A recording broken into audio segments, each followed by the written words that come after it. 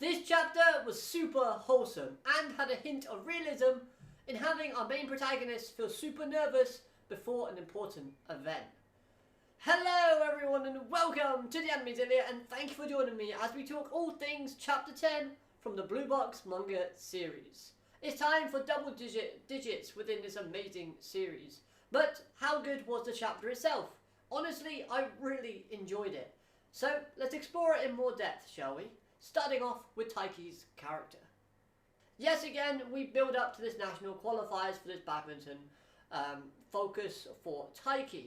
And we're focusing on that main protagonist, as he's a nervous wreck, spilling water on his clothes amongst other things, like forgetting his racket and bags. But this is all thanks to the pressure in which he placed upon himself as he tries to live up to his dreams/wishes of joining Chinatsu on the national stage. He wants to go to nationals with her. Of course, she's taking the basketball route where he's taking the badminton route. But if they both make it to nationals, then that would be almost a dream come true for Taiki. However, it's thanks to our best girl, Chinatsu, that Taiki calms down within this situation and regains his focus. Throughout the chapter though, whenever Taiki is doing something active, like practicing his swings, we see that fire of determination within his eyes. Something I really did enjoy seeing, and I'll get to a particular panel later on within this video. But one surprising turn of events from this chapter was how much Chinatsu blushed when she was seeing Taiki without a shirt on. It was very chilly and cold outside, it was very late at night, and yet she was beating bright red while commenting on Taiki's six-pack. Blushing bright red would be a better phrase to say. She was in fact checking him out, and if you mix that action with the other hints that she's been dropping throughout the series so far, the idea of her liking/loving/having interest within Taiki definitely increases out of this chapter. Let's just hope our main protagonist can actually pick up on the reactions that Chinatsu is having, because he does pick up on the fact that she's blushing and nervous at seeing him change in front of her, but she'll happily do it herself when he's watching her. Apart from that though, I'm not hopeful for Taiki to actually go, wait a minute, Chinatsu likes me because she's blushing every time I've got my shirt off? Ooh. I don't think that's going to happen, but we'll have to wait and see. Their supportive interactions with each other continues to make these chapters feel more wholesome and more enjoyable. And this chapter 10, was no different. I love seeing their interactions. I love the fact that it was Chinatsu that calmed Taiki down, telling him about that pressure point on the top of his head to help him calm, and just kind of reassuring him that, you know what, just because you might fail this time, don't give up. Even if you do fail this first year, you've got the second year, you've got the third year, so you've got plenty of time. And you know what, that doesn't make sense, but it's this that drives Taiki forward, making him want to achieve his goals now. He doesn't want to wait because Chinatsu won't be around forever, and he doesn't want to be left behind. So that I really did appreciate, because again, fire, determination lit within Taiki that helps him focus and makes it so that all of his training with Haru, all of the suffering he's had to endure being with Haru, is actually going to pay off in the next few chapters. Hopefully so.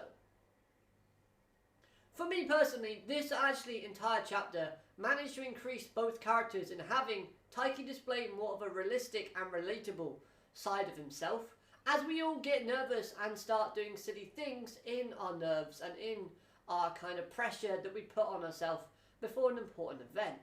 So this felt kind of realistic and hit home for myself, because, okay, I'm also at fault for doing this sometimes. If I've got a big event, like maybe a job interview or something, I'll be super nervous and I'll start making silly mistakes, just like Taiki did in this chapter. So that I did like. Whereas for Chinatsu, her mystery on whether or not her feelings for Taiki are real or what is she going to do with those feelings still continues and grows even more.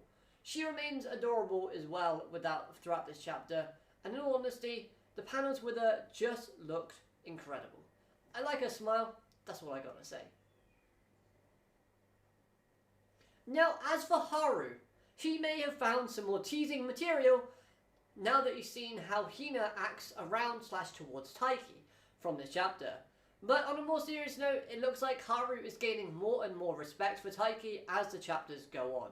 And you know what? I'm kind of liking this, because yes, Haru can be quite teasing, quite playful, a bit of a jerk sometimes based on what we've seen so far, but at the end of the day, they're both partners. And if Taiki's improving and living up to Haru's expectations, I'm glad that Haru is a character that is able to express his kind of relief and pleasure, I suppose is the right word, for seeing his partner, seeing the person that he's put faith in grow and improve. So that is quite credible, in my opinion. I could be, of the majority thinking that, but let me know what you think about Haru in the comments down below. So yes, overall this was a great chapter, and hopefully we get a full badminton match within the next couple of chapters to come. Although I wouldn't mind seeing what China-Su was up to during this flurry of Taiki focused chapters. Maybe we travel back like 3 or 4 days and have like more of a China-Su focus before we go on to a badminton match, and build up to China-Su having qualifiers for her matches as well. I think that would be quite unique and quite interesting. The art style was amazing, and this chapter just carried a feeling of realisticness, and honestly, I found myself having more enjoyment from that fact. My favourite panel of this chapter was this one. The look of determination and fire within Taiki's eyes shows just how important his goals are to him and how much he wants to achieve them this time around. Plus, the roughness of the art style gives me hyped for a full match to come when they finally do arrive within the series, because I really do like the fast-paced movements and actions, because we could see some very, very interesting designs and choreography when it comes to the art style, just simply because I don't want it to be quite stiff where people just go, no. The fact that we've got this rough edges, it shows it can be fast-paced, aggressive, and entertaining.